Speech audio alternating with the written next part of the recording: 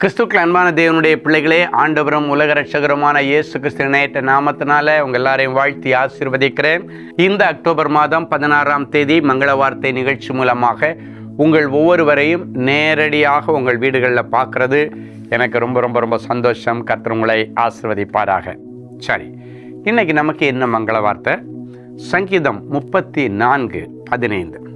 கர்த்தருடைய கண்கள் நீதிமான்கள் மேல் நோக்கமாய் இருக்கிறது, அவருடைய செவிகள் அவர்கள் கூப்பிடுதலுக்கு திறந்திருக்கிறது.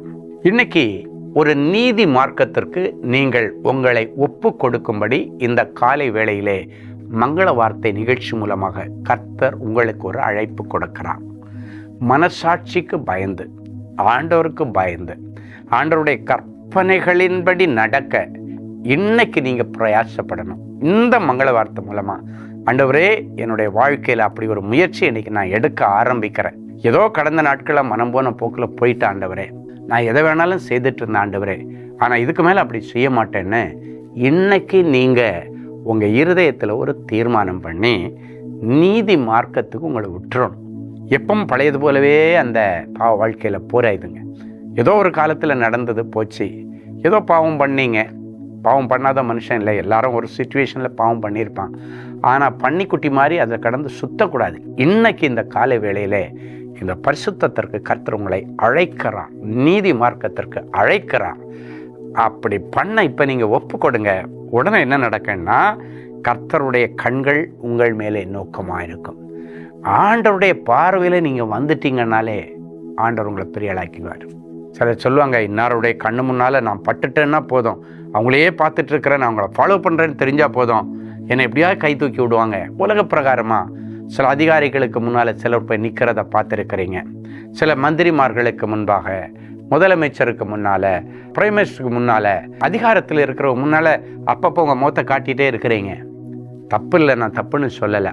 ஆனாலும் ஆண்டவருடைய பார்வையில் நீங்கள் வந்துட்டீங்கன்னா ஆண்டவர் உங்களை தூக்கி ராஜாக்கள் மத்தியில் உட்கார வைப்பார். அது மட்டும் இல்லை, அப்பொழுது ஆண்டவருடைய செவிகள் உங்கள் கூப்பிடுதலுக்கு திறந்திருக்கும். அப்படின்னா நீ கேட்கறது எல்லாமே நடக்குன்னு அர்த்தம். இன்னைக்கு வரைக்கும் நான் கேட்கறது எதுவுமே நடக்கலைன்ட்டு இருக்கிறீங்களா? இன்னைக்கு இந்த முயற்சி எடுத்து பாருங்களேன். ஆண்டவரே, இன்னைக்கு பிறகு என்னால் யாருக்கும் கஷ்டம் இருக்காது, யாரையும் நான் கடினப்படுத்த மாட்டேன், யாரையும் கடிந்து கொள்ள மாட்டேன்.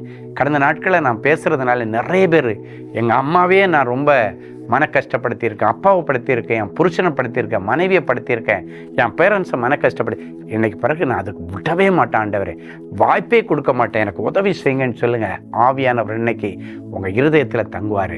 அதுக்கு பிறகு நீங்கள் கேட்குற எல்லா ஜெபங்களுக்கும் ஆண்டவருடைய செவிகள் திறந்திருக்கும். மடமடமடன்னு அற்புதம் நடக்கும். அதுக்கு பிறகு நிறைய பேருக்கு நீங்கள் ஹெல்ப் பண்ணுற அளவுக்கு தாராளமாக கர்த்தர் உங்களை ஆசீர்வதிப்பார். ஸோ அந்த நம்பிக்கையோட இப்போ ஒரு நல்ல சாட்சி நம்ம கேட்க போகிறோம். Mrs Carol Pramila, Chennai. நான் தொடர்ந்து டிவி மற்றும் யூடியூப் வழியாக சகோதரர் ஸ்டீஃபன் அவர்கள் வழங்கும் தேவ செய்தியை கேட்டு அற்புதங்களை பெற்று வருகிறேன்.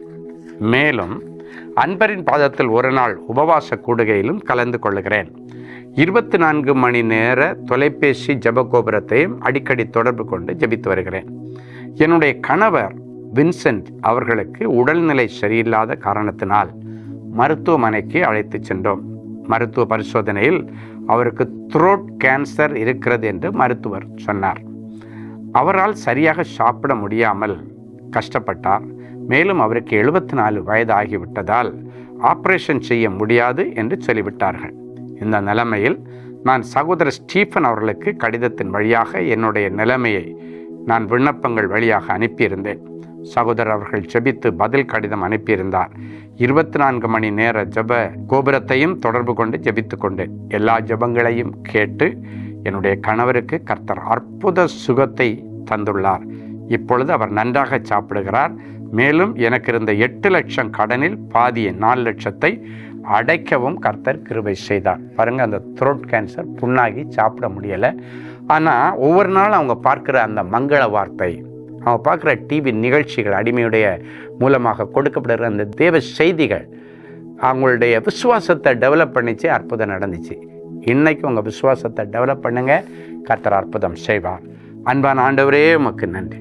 ஆண்டவரே, இப்பொழுதும் இன்று முதல் என்னை நான் நீதி மார்க்கத்துக்கு ஒப்பு கொடுக்கிறேன், பரிசுத்தத்திற்கு ஒப்பு கொடுக்கிறேன், தேவனுக்கு பிரியமான பிள்ளையாக என்னை ஒப்பு கொடுக்கிறேன் என்று ஒப்பு கொடுக்கிறேன் பிள்ளைகள் எடுக்கிற இந்த தீர்மானத்திலே உறுதியாயிருந்து அதன் நிமித்தம் இவர்கள் விண்ணப்பித்த எல்லா ஜெபங்களுக்கும் ஆண்டவர் பதில் கொடுத்து கடன்னு நிறைய நல்ல காரியங்கள், கடன்னு நிறைய நல்ல சுப செய்திகள் இவர்கள் குடும்பத்தில் நடப்பதாக, இவர்கள் ஜெபித்து நிறைவேறாத காரியங்கள் எல்லாம் நிறைவேறட்டும்.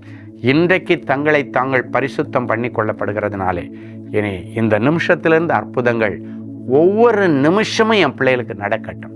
இந்த நிகழ்ச்சியை பார்க்கிற ஒவ்வொருவருக்கும் இன்றைக்கே அவர்கள் எடுத்த இந்த பரிசுத்த தீர்மானத்தின்படி இன்றைக்கே அந்த அற்புதங்கள் தொடங்கட்டும் சுவாமி. தொடர்ந்து பெரிய காரியங்களை செய்யும். நடக்காத இவர்கள் எதிர்பார்த்து கொண்டிருக்கிற எல்லா நல்ல காரியங்களும் நல்லபடியாக நடக்கட்டும். இவர்கள் குடும்பத்தில் யார் யார் கேன்சர், டிபி வியாதியினால் பாதிக்கப்பட்டிருக்கிறார்களோ அத்தனை பேருக்கும் தெய்வீக சுகத்தை கொடுத்து இவர்களை கனம் பண்ணும். இந்த நாளிலும் பிறந்த நாள் மற்றும் திருமண நாளை நினைவு கூறுகிற பிள்ளைகளை ஒரு விஷயம் நினைத்தரலும். அவர் என் வலது பாரிசத்தில் இருக்கிறபடியால் நான் அசைக்கப்படுவதில்லை என்ற மங்கள வார்த்தையின்படி இந்த வருஷம் முழுவதும் அவர்களை ஆசீர்வதியும். இயேசுவின் மூலம் பிதாவே, ஆமேன், ஆமேன். அன்பு தேவனுடைய பிள்ளைகளே, இந்நிகழ்ச்சியின் மூலம் நீங்கள் பெற்றுக்கொண்ட ஆசீர்வாதங்களையும் உங்கள் ஜெப விண்ணப்பங்களையும் அனுப்ப வேண்டிய முகவரி தேவனின் அன்பு ஊழியங்கள், Vinayak avenue, OMR road, Okkiyam, Thoraipakkam, Chennai 600097. மேலும் 24 மணி நேர ஜெப உதவிக்கு 044-24547-999 மற்றும் 9941950999 என்ற எண்களுக்கு தொடர்பு கொள்ளுங்கள்.